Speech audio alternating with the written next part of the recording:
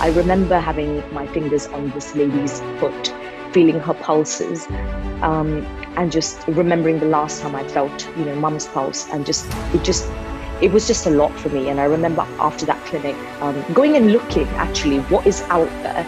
And of course, there are the bigger organizations like Diabetes UK and the South Asian Health Association and all of that.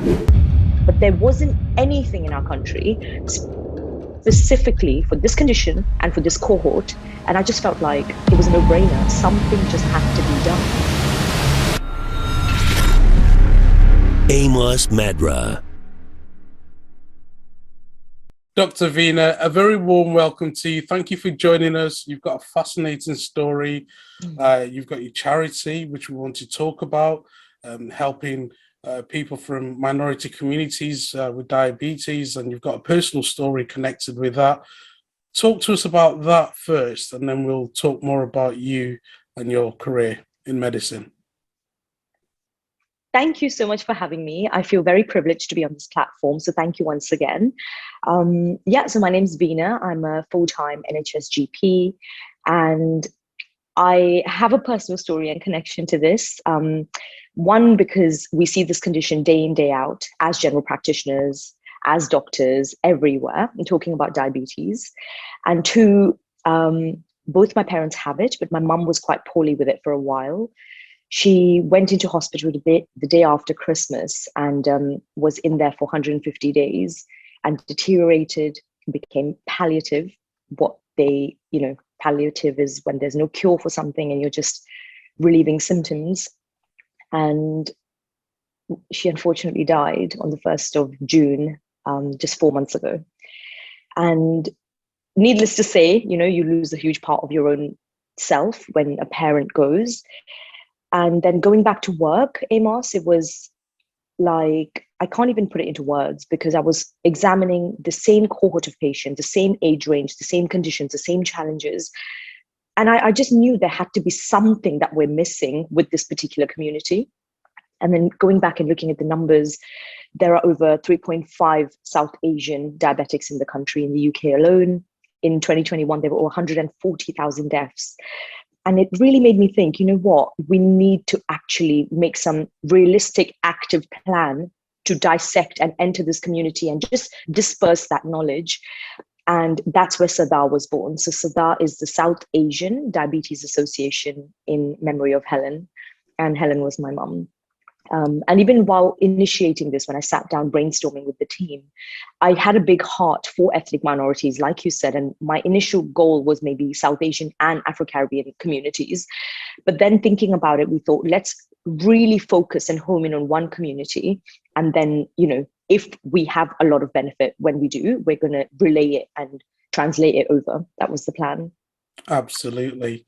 And again, really sorry to hear about your mum's passing.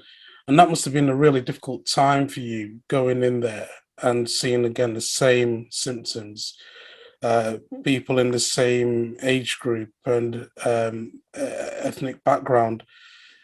And again, knowing that you needed to do something about that. Talk to us about, at what point when you thought, this is it, enough is enough of this. Something has to be done, and taking actionable steps to then go on to start this charity, and then also, how things are going up to today. And in fact, we know that there's a huge event coming up soon as well, which we'll talk more about. Yeah. So honestly, you're grieving, right? I went to work quite soon after, and you're still grieving, you're still processing what's happened. And then when you're sitting opposite, there was a whole clinic. I don't know if God made this happen and it just kind of consecutively happened. I had 9 patients back to back who were in their early 60s, all diabetic, all either South Asian, Afro-Caribbean. And it was a very blasé, oh yeah, my sugar's gone up. Oh yeah, this has happened. Oh yeah, I forgot to take the medicine. Oh yes, I'll make the changes, but will I? And it was a very laissez-faire attitude, because everyone lives with it, but I don't think people talk about how you can die with it. Everyone thinks it's something you just live with, it can't do you harm. It's similar to asthma, where everyone knows if you take care of it, you take your inhalers, you take your medicines, you'll be fine. But no one really talks about asthma attacks can kill, and they do if you're not complying with your steroid inhalers, if you don't go for your annual checks. So I remember, actually, it's an interesting question you asked that. I remember having my fingers on this lady's foot, feeling her pulses, and just remembering the last time I felt, mum's pulse, and it was just a lot for me. And I remember after that clinic, going and looking actually what is out there. And of course, there are the bigger organizations like Diabetes UK, and the South Asian Health Association and all of that. But there wasn't anything in our country specifically for this condition and for this cohort. And I just felt like it was a no-brainer. Something just had to be done. And I'm actually confident that we can save lives with this, starting at the root cause and going into the community. And I'm sure you understand with ethnic communities, there are lots of subsects, right? There's, even with South Asia, there's the Indians and the Bangladeshis and the Pakistanis, and, there's all different languages, cultures, cultural norms that people may not realize, adding that ghee or having the rice here and there or having a specific curry or a dal, what it actually means. And going back to the start of what I was saying, this laissez-faire attitude to chronic health conditions, unfortunately, what happens is by the time the damage is done, it's too late. And it's often you who pays the price or your family members. And I think that's where we want to stop this process and really educate and empower our community, because this is not something we need to suffer with. Absolutely. And what do you think the best way to reach? How can you reach out to these communities? How can you get the message across to them? What do you think the best platform or ways to go about doing this is? Okay, well, I'm glad you've asked me. So there's two kind of like a two-part plan. We're going to be working with local CCGs in primary care to get some data of South Asian patients or even access to them. So we're going to hold monthly sessions around exercise, nutrition, and mental health with a doctor or a nurse or a healthcare professional present at each of these sessions. We're going to initially start them in London, but I've already been contacted from Leeds, Birmingham, Leicester, and Manchester. So it's something we are going to spread out all throughout the UK. The premise is that if you're diabetic, you can attend for free. So all the funds that we raise from the charity will be used to run the overheads for the entire year. So we're going to use the CCGs and we're going to go into the communities. We have community leads that we've set up. So say in the Sikh community or in the Tamil community or the Malayali community, where they will give our information, or there's a session happening in their places of worship. And I'm sure you understand that's where a lot of our elderly parents and family members congregate and meet and talk. And you would go with a friend, Absolutely. So if we can get even 10 of these people, 20 of these people, the idea is it's word of mouth. We'll start with these sessions. We're going to have educational leaflets and videos, but we're going to use parameters of HbA1c and cholesterol levels to monitor. Point 1 and point 2 will be 3 months later to see, have we been able to bring those down? And those are the parameters we're going to use to objectively see, can we do this? And we've given ourselves an ambitious goal of 1 million lives in the next few years. So I'm quite excited about that. Yeah. Absolutely. Sounds really exciting. And there's a big launch as well that we can expect to be happening soon. Yes, so we're having a launch event on the 11th of October, which is next Tuesday, at Amazing Grace in London Bridge. And we're raising funds. There'll be raffles, there'll be music, dance, a bit of comedy. So if you're around and you'd like to come donate to our cause, you can get tickets at www.sadah, so sadah.org.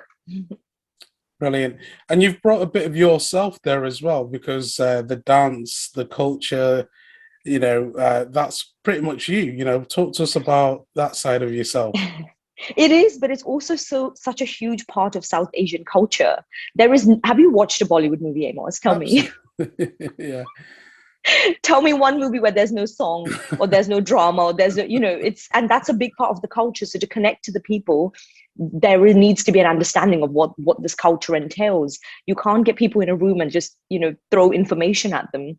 You need to really show people that you understand what the culture is about, how we can do things in a healthy way, and kind of break that information up, Yeah, absolutely.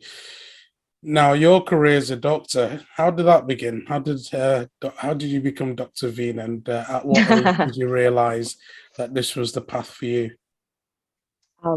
I applied to med school as everyone does during A levels. I didn't actually get in. I then took a gap year and reapplied. So in my gap year, I ended up pursuing more of my dance pursuits.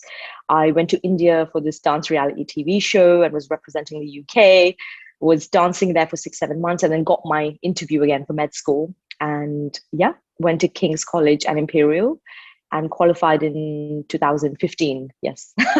Yeah. And, you know, with the pressures that you hear all the time about working in the NHS or as a GP yourself, you know, there's a lot of, you know, pressure at the moment on doctors, on health staff. You know, how are you finding that? It's hard, isn't it? It's hard because, let's be real, a lot of people hate their GPs at the moment because they don't get appointments, or they may think that they don't listen or they don't work enough. I know for a fact that I love my patients and I love my job and I give everything I physically can to my job. But it's really tough when you're sitting on that chair and say someone's been waiting months for an appointment and they have all this anguish or all these concerns. And by the time they sit there, they spend the first 7 minutes talking about how angry they are. And you have 10-minute consultation. So by the time you get to the problem, it is very pressured. So I think it is a battle, but I think we can overcome it if we just have a bit of understanding and explain and just be patient with our patients, because they've also been through a lot. There's not been a lot of resources out there through the pandemic and things for them to even reach their primary care provider. Everything's become remote, which is works for some people, right? But for some, I guess it takes away the connectivity of seeing someone face to face. So I have had a bigger sense of patience and understanding even when liaising with them, yeah. Yeah, I'm always fascinated when I hear doctors talk about, you know, their love and passion for medicine and for helping people. You know, talk to us about that. Is it the idea of, you know, getting somebody from, you know, a stage where they felt that there was no hope to seeing healing, or what is it that drives you guys? I think each person is different and everyone's motivating factor is different. But I think every job should be respected and, you know, seen as, and what your job is amazing, you know, a job is a job. But I think for me personally, it's a privilege to be able to see someone at their most vulnerable and to take them from a point of disease to wellness. So that to me is a big rewarding factor. And when I even think back, the few encounters I've had with my doctors, I've never forgotten them. I could tell you exactly what they were wearing, you know, what perfume they had on, because you remember those 7 minutes or 10 minutes. Whereas if you ask me, yes, I may remember most of my patients, but we see so many, right? I see about 40 to 50 patients a day. It may not mean much, but to them, that consultation could make a huge impact. You know that saying, Amos, where you may not change the world, but you may change the world for one person. You may change one person's world.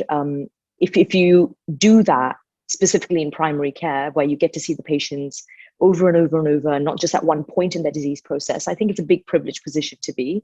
And I think it's a really rewarding career where you get to problem solve every day and be intellectually stimulated while interacting with people. I mean, what's not to love? You sold it. Brilliant. So we know that, you know, you've got a busy few days, weeks, months, years ahead with SADAH, and of course, you know, with your own medical career. Plus, you know, you're very active on social media. You've got your dancing career as well.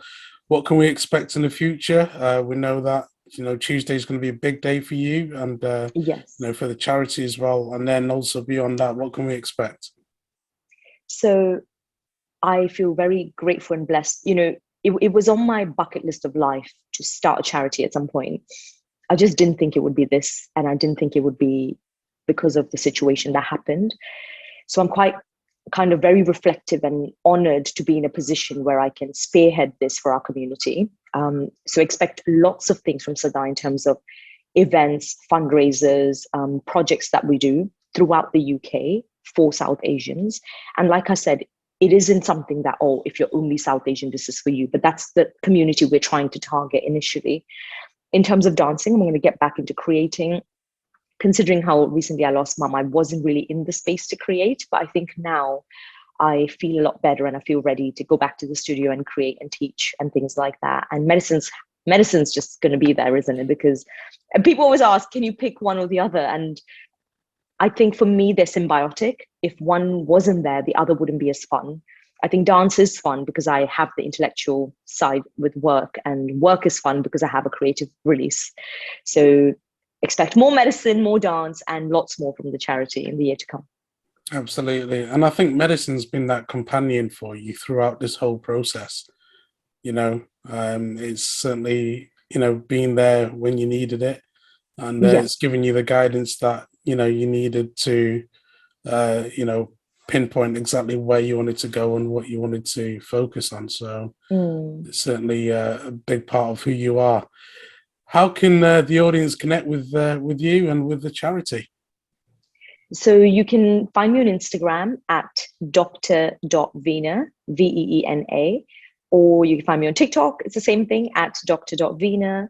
The YouTube channel at the moment is called IV Dance, so I:\V Dance, and SADAH is www.sadah.org. That's where you can find us all. Fantastic. And we'll make sure we'll put all the links in the description so the audience can connect with you. So there, ladies and gentlemen, you've heard it from the good Dr. Veena. Thank you so much indeed for your company today. Thanks, Amos. Thank you for having me. And again, we wish you all the best with the charity and everything else that you're doing. And we'll definitely want to have you back on again just to update us and let us know how things are going. Thank you. Thank you so much. Thanks. If you want some amazing inspiration, check out the videos next to me, and I'll see you right there.